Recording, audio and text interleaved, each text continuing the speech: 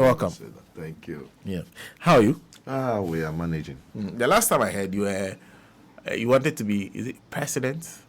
Oh, okay. Of the Ghana weightlifting. Yes.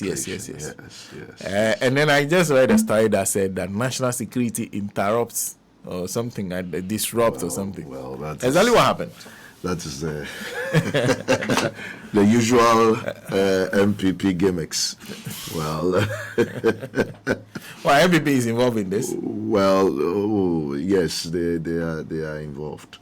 Well, look, we were supposed to have the elections, and I was there for the elections. Okay. But then a board member who has proceeded to court has served an injunction on the GWF, on GOC, and I think NSA and some others. Yes, and I think we were notified of that. Okay. So we had not even started. We were just at the entrance of the media center, where no one has gone in. There hasn't been any elections and all that, and that was it. What happened was that we realized that there were policemen there, but the policemen were being ordered around by someone I considered a criminal. Ordered around? Yes, there were a group of policemen there. So we checked. I checked the regional police command, and they had not sent any policemen there. I they are not officially assigned to the police. Yeah. Then I called the ministry's police, and they had not officially assigned anybody there. And so I had to escalate it.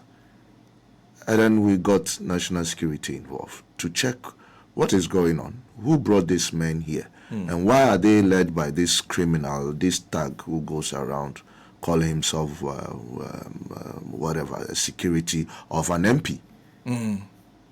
Oh, okay. Yes.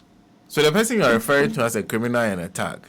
This is the boy who led a group of people to beat up Nilante van der Poel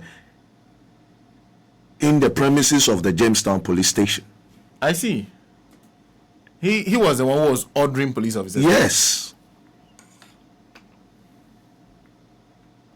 And you said he's the security of an MP? Yes. Which MP? Jerry Ahmed Shaib. Oh, okay. He's not a police officer? He is not a police officer. But in fact, he entered the hall claiming that he was a national security operative.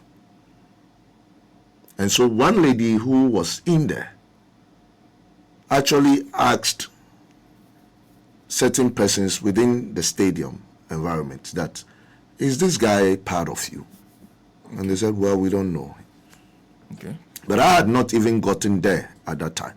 Okay. So it was based on me getting there and seeing him. That was when I started making calls to find out what is going on, because I would never accept it. Okay. Well, they are lucky they chose that. That was the path we chose. They are damn lucky. I see. Because I'm not that soft. If they think that people call national security to come in, what to do what? And so he was arrested. Okay. The guy who is claiming to be national security. Yes. Who at least have the authority of a police commander to be. Yes, and Jerry Ahmed Shaib was there. When Honorable Nilante van der Poel came to make his statement and all that, was he not begging? Only to come out and call people that, Honorable Nilante van der Poel came and did what? Who did what? Nilante van der Poel was never at the stadium. He was never at the media center. So some of these things, I decided not to even give it my time and waste my energy on it, because he doesn't deserve it. Both of them. I see. Both Jerry Ahmed Shaib and the boy doesn't deserve my time. I see. But what has there been a decision when you hold the elections again? Well, again, he went around lying. People who call themselves honorable goes around just lying. That WFA will ban Ghana, blah, blah, blah. They have stated clearly that they are not getting involved in the issues. Okay. And therefore, the NSA should take charge and make sure that the elections are organized. Okay. He doesn't lie in his mouth. Now it's in the hands of the NSA. Yes. National Sports Authority. Yes, of course. Okay, I see. So you're waiting for a new date? Of course. When the elections are held. Anyway, that's just by the way. Because I'm watching my time calculators. But it looks like there's a lot to talk about anyway. Because I realize that my sports people have been following this. And they've been following the developments as they happened. Anyway, there's one other issue. I realized last Saturday, you were on Alaji. Yes. There's this matter of, is it the betting tax? Mm-hmm. I heard a professor say both the minister was wrong when he said that if they have abolished the withdrawal, 10% withdrawal, something on lottery winnings, and that the minister was not the minister was the one who misled the former minister to come and say that they didn't charge the tax on lottery winnings. Please explain to us exactly how did the tax operate? Well, I mean, probably the professor, I don't know which professor, but I'm sure the professor himself is also confused. Okay. Right. The amendment 1094 clearly have one section amended talking about the withholding. Okay. The withholding from winnings, and the operative word there is lottery winnings from lottery. Okay. So under the broad headline. Under the broad headline. Okay. Once that was said, okay, everything that comes under lottery, every winning from lottery will suffer 10% withholding tax. Oh, okay. 10% withholding tax. Yes. Every winning under lottery. Every winning. It doesn't matter if it is sports related, if it is the Ghana lotteries and all that. Okay. Every lottery is supposed to suffer a withholding. Winnings is supposed to suffer 10% withholding tax. Okay. Now, the I don't see where the confusion is that the minister misled anyone. Okay. He says we have abolished this. Okay. 10% withholding on winnings. Okay. On lottery winnings. On lottery winnings. Okay. Then you, in that same amendment, you have the issue about the tax on gross earnings. Okay. Well, normally the practice is that you tax net profit or chargeable income. Your chargeable income is after your expenses and all that. Okay. I'm sure they employ staff. They do all sort of, expenditure in terms of the companies, the various companies engaging in lottery. Okay. Now, the law did not allow them to use the natural or the known means in terms of taxing. Rather, the law says that any income from lottery will be taxed at a certain percentage, I think 20% of the gross earnings. Okay. Right? What it means is that you are not allowed to be covered by expenses. Oh, okay. In determining your tax liability, your corporate tax liability. And that's charged on the corporate body? That's a charge on the corporate body. Okay. So that all stakes minus all winnings, right? The difference, if it's in the positive, would suffer a 20%. A 20% rate. Okay. So clearly, you cannot say that the withholding from winning is even similar to that for any confusion. There is no confusion. Okay. the minister clearly defined what he said. He says, I am abolishing the withholdings from the winnings of lottery. Okay. And therefore, I don't see where the confusion is with regards to this. And I am saying this conversation is not, it does not lie in the mouth of either minority or majority. We should ask the GRA if they have not collected those taxes. If they have not collected the... Yes, that's all. The withholding? Yeah, it's an institution. It's a state institution. They should come out. That, yes, the law was there, but we did not activate it.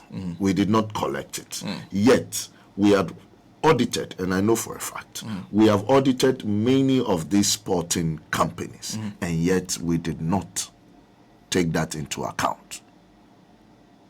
Let them come out and say that.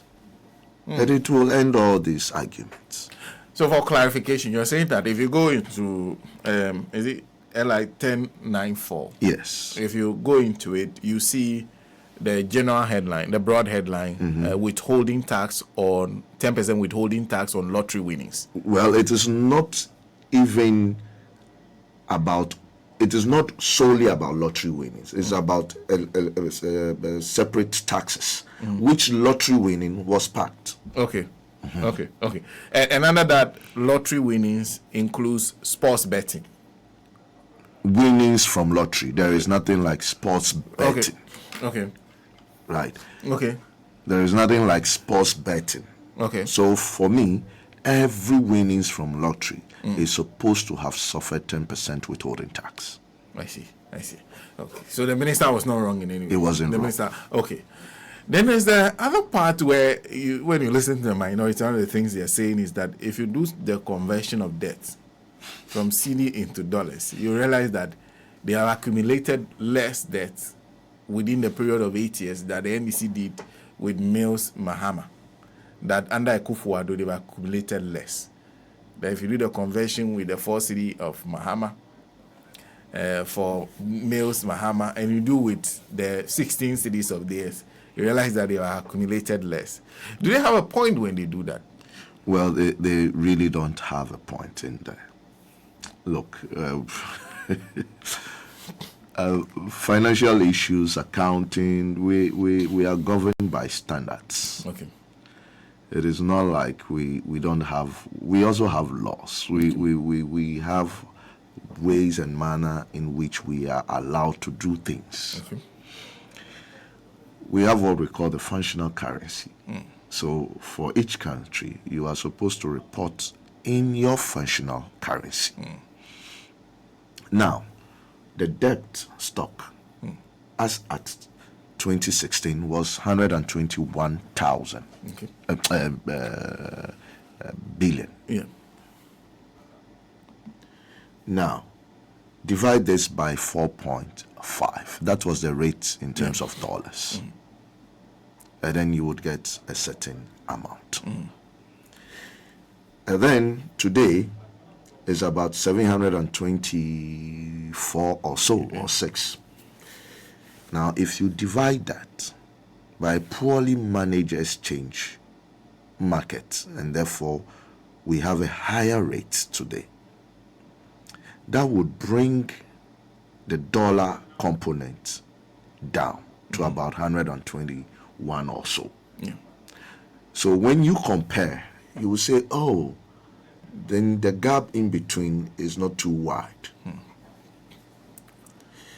If we want to do the right things, if we want to know what the position is, then what we may seek to do is that all loans acquired in terms of foreign currency should be stated as such. Okay. In foreign currency? Yes. Okay. And same should be done for debt in 2016. Okay. And then all loans acquired in 2016 in the functional currency should be stated as such. Okay. Then we will be doing a proper comparative analysis. But what they sought to do, And I heard Gideon Boaku saying that, oh, our loans is around 49 billion, blah, blah, blah, blah, blah. That is a fallacy. You are not allowed to do that. In fact, at the year end, you are supposed to convert all, even your dollar, in terms of reporting, all your dollar loans by the rate, the ending rate as of 31st December. So when we do that to the dollar, we will know what our debt position is. And if we do same, which we don't need because it is 1-to-1 in terms of debt in Ghana cedis, then we would have the 726 billion. And that is what you need to compare with the 121 that was left in 2016. And I'm sure everybody can do that comparative analysis. So you cannot, compare oranges to tomatoes. It's not possible. Compare oranges to oranges.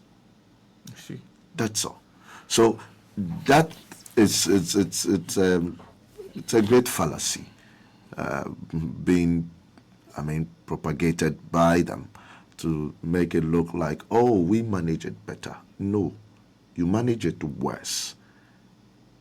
What you are doing is to use a higher exchange rate as a denominator, right? That tend to reduce, in terms of dollar, reduce your loan in comparing it to 2016, where the rate is low in terms of 4.5, or I should think it was around 3.58. So what that actually for you exposes from listening to you is that you are admitting to poorly managing the currency. Yes. So they are admitting that we are managing the currency so badly. Exactly. That's what they are saying. We have managed the currency so badly, but we want to use it as an excuse to say that we manage debt better. That's all they are saying. Manage the currency so badly, it makes our debt in dollar terms look better. Exactly.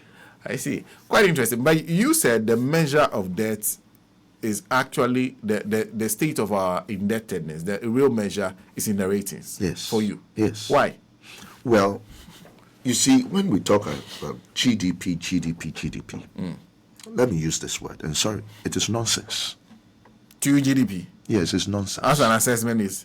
It's nonsense. It's purely nonsense. Our credit ratings don't use our GDP. And that is what has kicked us out of the international market. Now, this is the issue. GDP is your asset. GDP is not your revenue. It is not money sitting down for you. This is what you produce. This is like here, your microphones, your laptops, your desktops, all those equipment here are basically valued. And then we know the prices, we know the number of things you have here, and then we get your GDP. Okay. That does not translate into revenues. Okay. GDP does not necessarily translate into revenue. The GDP is either worked or traded in to generate tax revenues and other revenues for you. Okay. And so your ability, the GDP's ability, right, to generate foreign currency and to generate local currency is what is measured against your debt. Okay. And that is how you are rated. Okay. Whether Fitch, whether Moody and all that, this is how you are rated. So how much of the GDP can you collect in revenue? Exactly. Okay. So when you are doing poorly, in terms of even the West African average, you are around 11 to 12, 13%. You even struggle to get to 13%. You cannot come and say that, oh, well, our debt to GDP is better. It is better also because you deferred and postponed the payment of your debt. You restructured your debt. And therefore, all of a sudden, you had space. Go and check 2017 budget. I think 245, paragraph 245, thereabout. I'm not so sure. But they said in there that the NDC, after the rebasing, thought that GDP was money. And therefore, they went borrowing more. Okay. So for you today to come here, not with a rebasing, but with a restructuring of your debt and postponing your debt from near term to mid term, and tell me that, oh, I have done well, I have reduced it.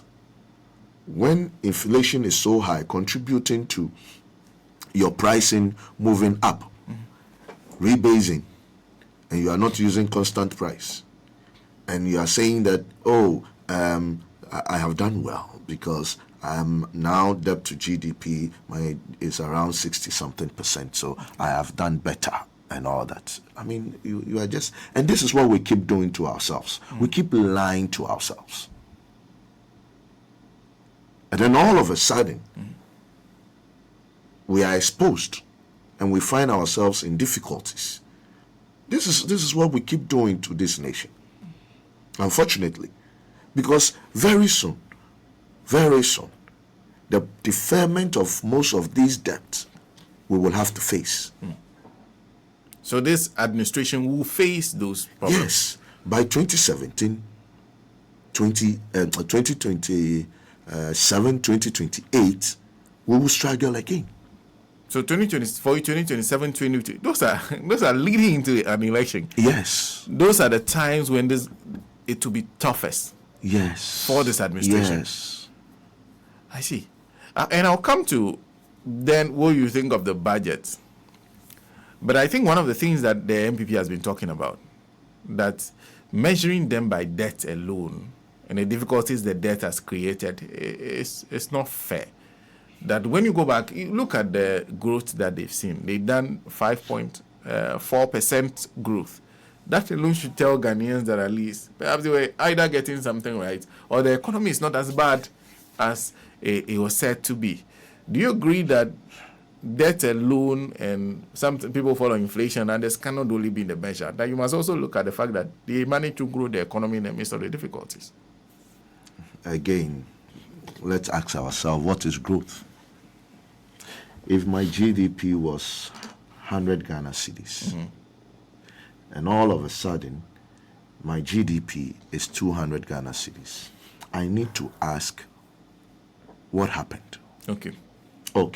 So the 100 cedis came about because of the quantities of produce that I have. By a certain price. Gave me the 100. Has the volumes or the quantities increased? Or the price increased? In this case, the volumes have not increased. The prices increased because of inflation. Your poor management of the economy. So now the prices increased. And all of a sudden, the same volume, the same quantum of produce is giving me more in terms of prices. And therefore, I have a certain growth. What did this growth really produce for us? Zero, nothing. So, is it a growth that it was propelled by production, increased production, or it was a growth that was propelled by price? So the inflation is a major contributor to the growth. In fact, it is a rule of the thumb that every 10% growth in inflation gives you 1% growth. So anytime inflation jumps by 10%, you get 1% 1% growth. I see. For doing nothing. So which means that if you're looking at the inflation rate alone, you're talking about inflation contributed up to about 3%. So the effect, and you can run the analysis, the trend analysis. Okay. The effect of what happened 2 years ago is what we saw in terms of the growth. Oh, okay. That they are turning around. The 54%. Yes. I see. And we can work the numbers. I challenge them to it. Then where lies the contribution of mining? Because we have been talking about Galamsey growth and everything. Well, you see, if we have more gold being sold out there, it should bring us more foreign currencies, right? And then, yes, you get growth in terms of the quantum and also the price. Gold price certainly shot up on the international market. Yes. We don't determine that. We increase our production as well. The production was increased not just by the mainstream, by true illegal miners and other licensed miners and all that, increase the growth and all that. The issue here is that growth is a narrow growth. Okay. It doesn't affect a lot of us. Okay. There are growth in certain sectors that are broad. The foundations of those growth are very broad. Okay. And that is where you look at the manufacturing subsector, you look at the agro-business, agriculture, aquaculture, and all those areas.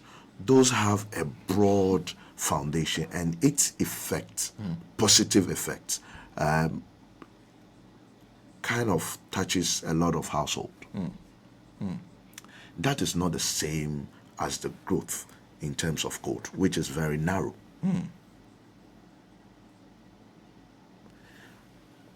There again, most of these growth we are talking about would go back. Look, mining gold is expensive. And most of the things used in mining gold are acquired not within Ghana. The iron balls for grinding, I think B5 is, trying a lot. Few companies here are trying to produce it, but largely we are importing. The chemicals, we are importing. So yes, a lot hits your account, but a lot will go back.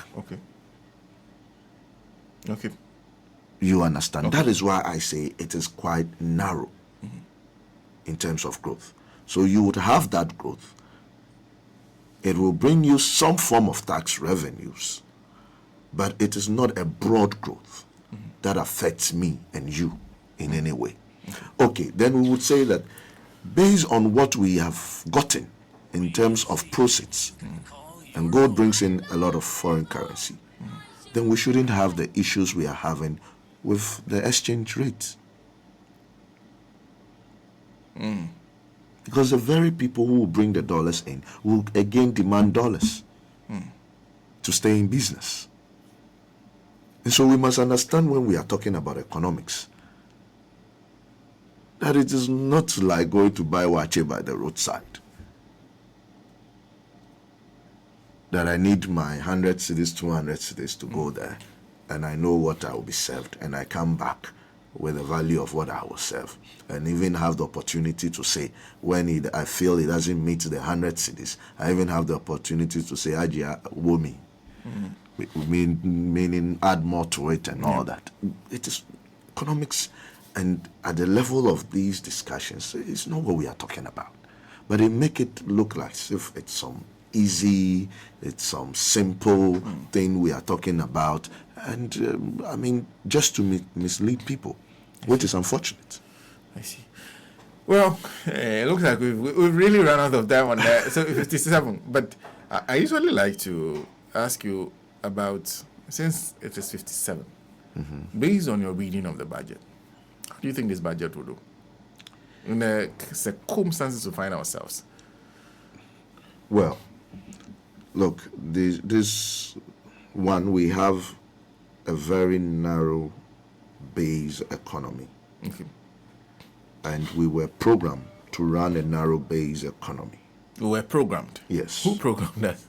Well, our colonial masters programmed us to have a very narrow economy. Okay. And so for many years now, we've been trying to diversify. Okay.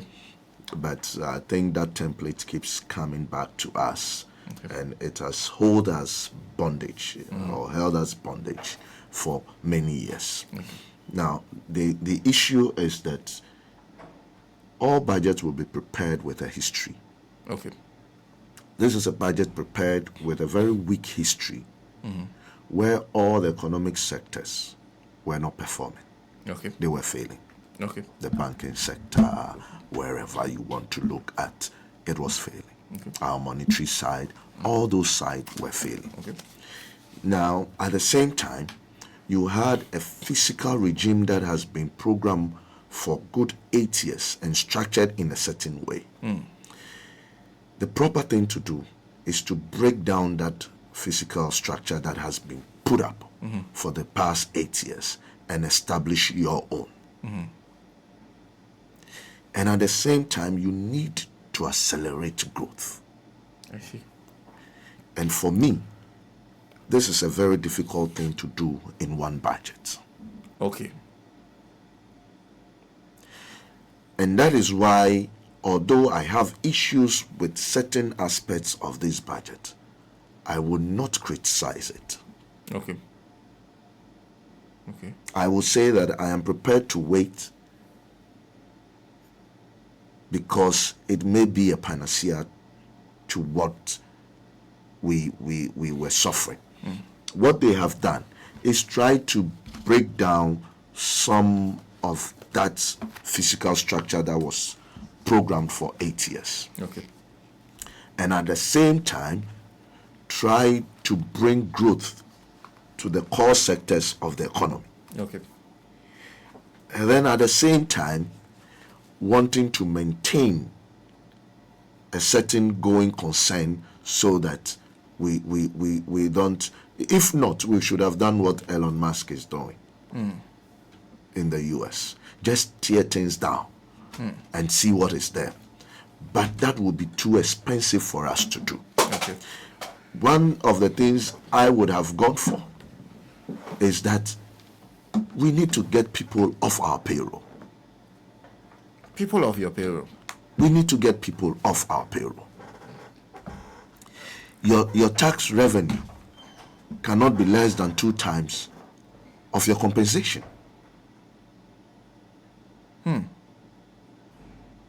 So at least you should be.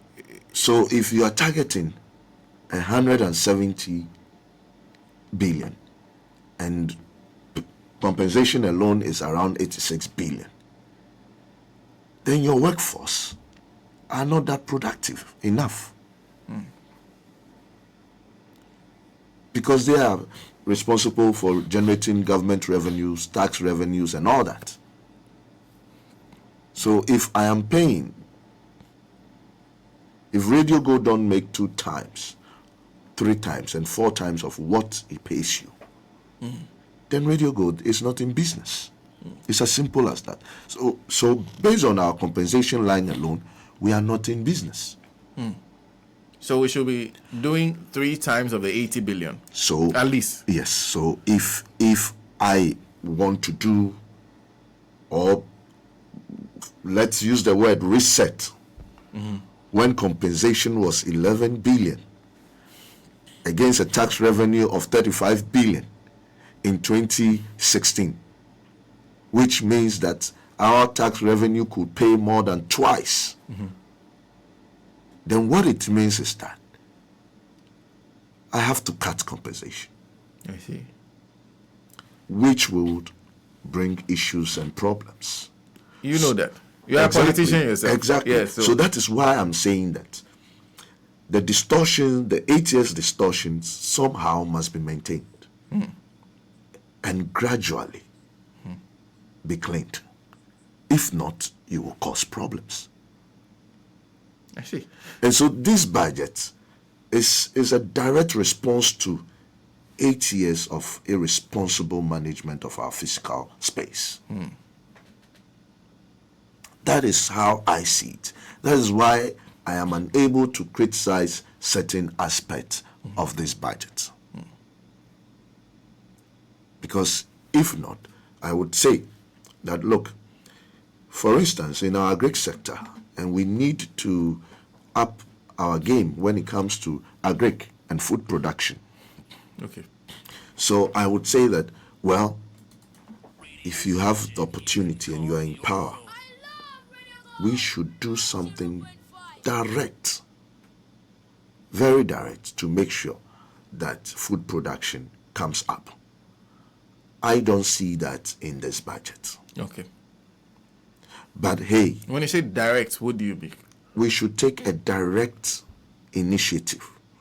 I think maybe government growing themselves. Whether government grow, I have seen a bit of it saying that, well, we are going to get involved in the fertilizer thing. Well, we are going to get farms around. We are going to employ the youth into agri. We are going to do this. All these things takes time. But we needed something, a direct intervention within that sector to make sure that we have a very booming agri sector. We need to grow more food. So something that works in the short term? In the short term. Okay. In the very short term, we had needed to do something. I did not see that. What I am seeing, it is more of a medium term, to long term. Okay. Right. And I could criticize this. But the thing is that you are coming, you have a certain history, you have a certain background. It's either you rush it and you can fail, like they did in 2017, when they said, oh, okay, let's do 1D, 1F, planting for this, planting for that, and you set up all that culminated in the fact that we had a huge compensation line. And unsustainable for me. I would say it is not sustainable going forward. Our compensation line needs to drop. Or we need to do well to increase our revenue to be more than 3 times of our compensation. Then we are in business. I see. Because if you are paying the workers of Ghana 86 billion, you spend 86 billion on them, and will only do some 170 billion in terms of tax revenue, then it is not an effective workforce. And it has to be cleaned. We have to be bold at this. Yeah, but like you said, you even admitted, because one of the things they tried doing is to do what even the MPP succeeded at when they came into power. That appointments that were made within a particular time frame, they were able to get rid of those appointees. They tried that. And it is too limited. It is too limited. You're thinking those people should have gone, then others should have followed? I think we should go into our various institutions, break them apart, and take some of them out. They are not needed. They are waste. I don't see why 3, 4 people, 5, 6 people would work on one payment. The same.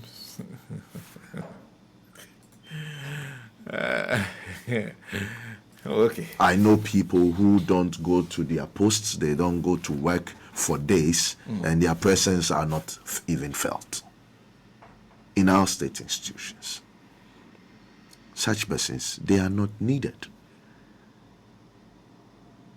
We should be bold. Would you employ somebody who doesn't come to work for 1 month? Show up as and when they want? It's not possible. Well, we have to leave it here. But thank you. Within the short space of time we discuss quite a lot. And thank you for, as always, coming in. Right. His name is Nii Yarboi Annan. He's a financial analyst. Make no mistake, he remains a member of the National Democratic Congress. One of the reasons I like talking to you is that it doesn't matter the party, whatever you feel, you say it. And I think we need to hear a lot more of that. Well, numbers don't lie. You would embarrass yourself when you do politics with numbers. Yes. When you do politics with numbers, you embarrass yourself. You will embarrass yourself. Okay. And I'm not prepared to. Thank you very much. Right.